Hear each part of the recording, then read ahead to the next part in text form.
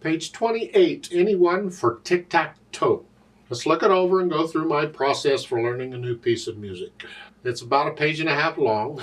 There are no repeat signs or anything in here, so you just straight through. Treble and bass clef, 4/4 time signatures, so there's 4 counts in a measure, and a quarter note gets a count. Okay. We got quarter notes and half notes and whole notes, so I can do that too. I see staccatos and accents and things, but that's part of articulation. Those things are how you express the notes, how you express the music. I do that later. First, I want to get the notes and the rhythm, so I connect everything at first. Well, you have to lift up for the rest, but otherwise. So, at the beginning, the right hand here, and it's 1, 2, 3, 4, 1, 2, 3, 4, 1, 2. Isn't this fun? Let's go to the top of page 29. We're staying here. You don't need those finger numbers. You're right here. You're just going to use the fingers on those notes. However, for the F sharp, we're going to use, since 4th finger's on the F, we'll use 4th finger on the F sharp. So it's here. So the position is here, but when we get these accidentals, then we just move up when we need to. And remember the rules for accidentals. That sharp sign, that's good for the rest of the measure. So all of those F's are sharped. So it's 1, 2, 3, 4, 1, 3, 4, 1, 2, 3, 4. That's fun. Second line, third measure. The last 2 measures there. Yeah, let's talk about that. Remember the accidental, the F sharp there. This is the second line, third measure on page 29. That accidental is good for the rest of the measure, so all of those F's in that measure are sharped.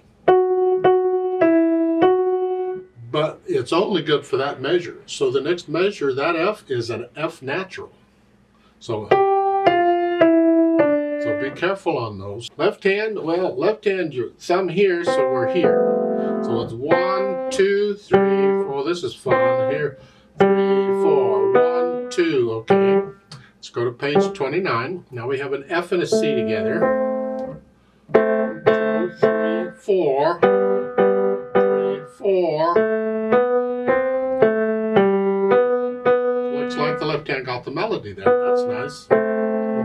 Then at the bottom in the last measure, you have here and then this nonsense, that last note. Good grief. Well, they put in a note, just play the lowest C you have on your keyboard. So if you have a short keyboard or whatever, just play the lowest C you have. Here, it'd be down here. However, I want to talk about this. There comes times in music, like here, where they'll put a note way up above the staff or way down below the staff with 1,000,000 of these little ledger lines. And the point is, how do you handle that when that happens? What is going on? Because you won't always get a note, play the highest or the lowest, whatever you've got. You just got to figure out what that note is and play it. So what we do is we calculate or we figure out what the note is, and once we have it, you take a pencil and you write in the note name. That's what I do anyway, because I can't glance at all those ledger lines and instantly know how many there are. There's too many. So I have to, every time I get one of these, I have to stop and count it out. Let's do that. Let's pretend the note's not there. We don't know what the note is. Well, the lowest, you should know 2 ledger lines below a bass staff is a C. Just memorize that much. 2 ledger lines is a C. So you can start there. So 3 would be here, 4 is here, 5 is here. Apparently that's how many there are, 5, because the note is right under it, which is here. And then once I know it's a C, I take a pencil and I write in a C. And I can generally guess which C it is by how many. I can glance at it and say, that's a lot of letter lines, it must be that C.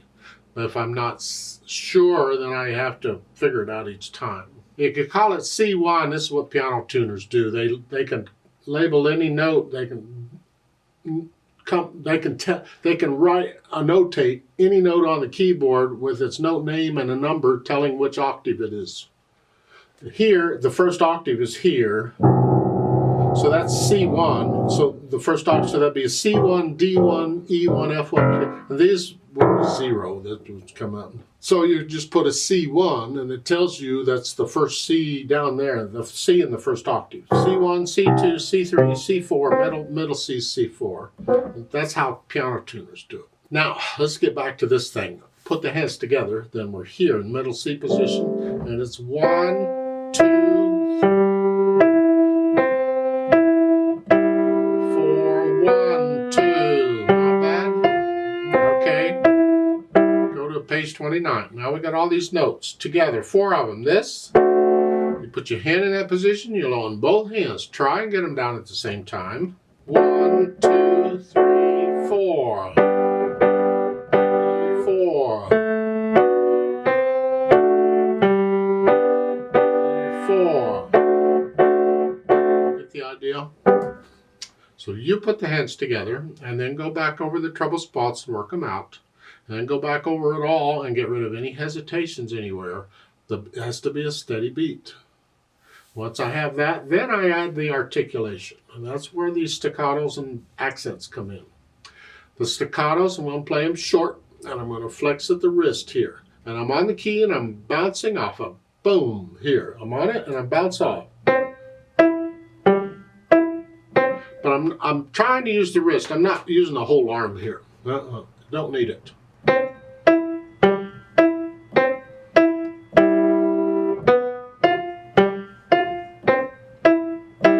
Then on page 29 with the staccato still. Short, but they're also accented. So you just play them a little louder. See, a piano can't do a true accent. All we can do is play a little louder. So we just play a little louder. Just a little more weight. Boom, boom, more weight on it. And then back down. No more accents here in the second line. You're just staccato. And connect it.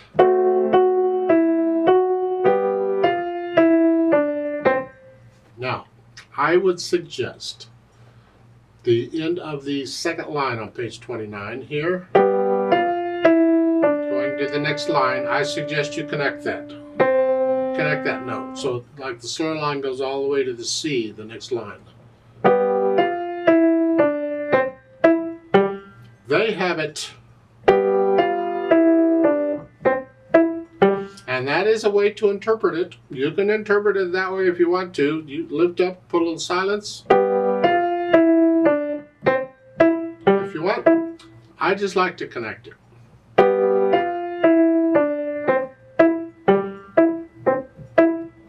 Last measure at the bottom. Staccato, left hand, not right. Hold that down until you lift this up when you play that C. And you can play that staccato. It won't come out staccato because down at the bottom of the piano, they're going to ring out. You can't get a real short note down here. Not like here. When it can get boop, it's there. You can't do the bottom. But you play it staccato and then let the piano do whatever it does. Now once I have the articulation, I'll do the dynamics. Let's do the melody. At the beginning, it's both hands are melody. Mezzo forte or medium loud, whatever you think sort of loud is.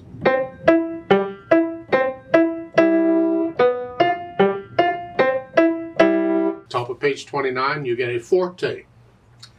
I think that's an overkill. That's what they've done. They put in forte because when you add accents to that, that makes them very loud. Very loud here. Yeah, lots of them. And if you can't get very loud with the wrist, then you got to use the arm. But let the wrist stay loose here. Don't tense up. And then the third measure, no accents, just loud. And the second line, very soft actually.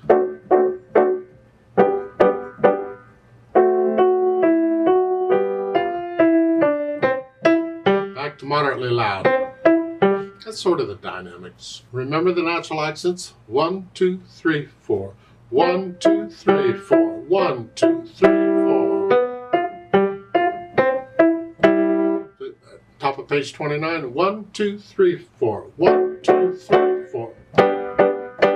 So it's bum, bum, bum. No. So make sure you're feeling these natural accents. And the speed. Oh, good. Allegro moderato. Allegro means fast. Some people say it means happy. To me, it just means fast. And moderato's in the middle. So it's sort of a moderate fast.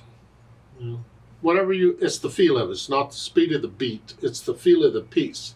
So you find different pieces or parts of the music and say, what is moderately fast here? Because at the beginning, that's fine. But when I get to top of page 29, I want to do moderately fast there, and that's probably however fast I think that is, that's how fast I'm going to take it at the beginning.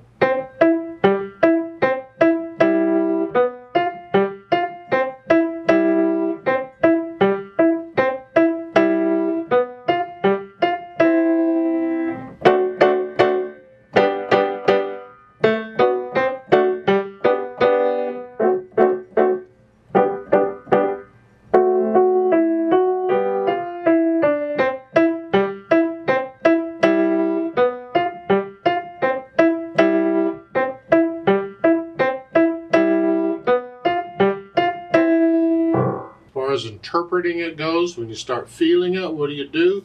I don't know, what do you want to do? I tend to want to put a slight crescendo as I'm going through at the beginning. I want to play those half notes just a little louder. I put a little accent on them. I'm not telling you to put it, I'm saying I tend to put it, it just happens.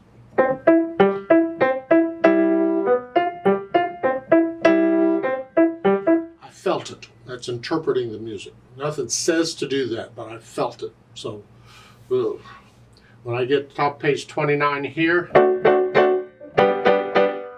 going on, the melody's in the left hand. I let the right hand coming back. That's what I want to hear. It's soft. Now the melody's in the right hand, so I make the left hand very soft. And I tend to want to put a little getting louder in here. I go up to, otherwise it's all of a sudden you're what? So I tend to blend that in a little bit. So I gradually get a little louder at the end of the second line, up to moderately loud. I just felt it that way, so I played it that way. That's called interpreting the music, because it doesn't tell you what to do, but it doesn't mean you can't do it. You have to do what it tells you to do. You got to do the staccatos. You got to do the accents where it's marked. You need to do the dynamics, at least in that area. You can get a little louder and softer as you feel it, but you're in that area. But there's a lot more you can do. Like on the half notes there, I put a little accent on them because I felt it. Doesn't say anything, so whatever. It's up to you. Make it yours. You interpret it. What do you feel like? Get into the music. Now, let's play this really slow and mechanical just to check the notes and the rhythms. I'm not going to do any dynamics. I'm going to play it all about the same. I'll play the accent note a little louder, but that's it. I'm going to do the staccatos. So I'll give us 4 counts. This is just checking notes and rhythms is all this is for. 1, 2, ready, go.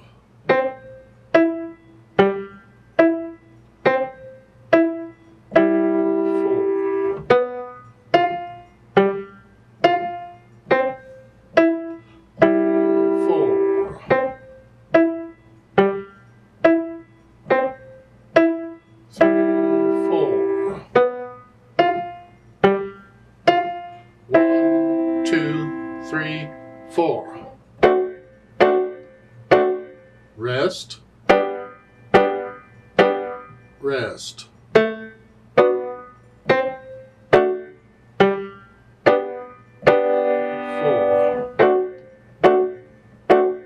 Rest, rest.